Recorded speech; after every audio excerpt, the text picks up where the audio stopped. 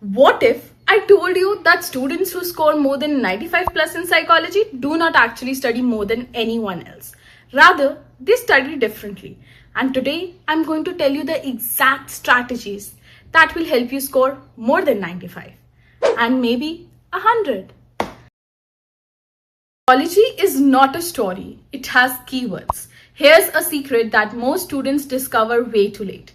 The examiner is looking for specific key terms. For example, do not write learning through rewards, write positive reinforcement. Do not write, memory getting better, write elaborative rehearsal. These specific key terms enhance your answer to a next level. And this is what makes you score higher than the people who are just using ordinary terms. Because learn the language of psychology. There are hardly 10 key terms that every chapter has.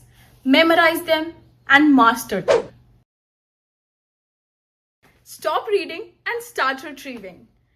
Most students read the chapter, highlight the text, read the chapter again, and think they are actually studying, but they are not. Here's what toppers do differently.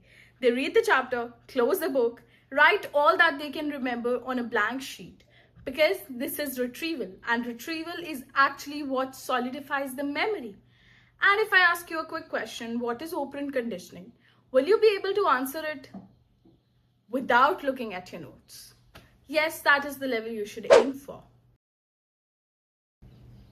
Do not just study the textbook, study the questions. Here's what toppers do differently. They study the questions that are previously asked. The previous year questions help you analyze and create a pattern. There is often a pattern that involves some questions that are asked repetitively, some questions that are asked frequently, and some questions that are rarely asked. This helps you analyze what are the chapters that you should focus more on and what kind of questions can be framed from that chapter so that you can be better prepared for any kind of question that comes ahead of you. Create a one-page summary of every chapter. Can you revise the entire chapter under 3 minutes? Yes, it is possible if you have this one-page summary. This summary should include theories, definitions, psychologists, real-life examples, and anything that is in the chapter. Make it small, do not write paragraphs. Put keywords, put important terms, and everything that can help you revise again and again. Want to know what separates 80s from the hundreds? Use real-life examples. Psychology exists in everything around us. For example, the concept of forgetting. Related to forgetting your passwords. The concept of learning. Related to training a pet. All these kind of personal examples help you recall and remember the information for longer.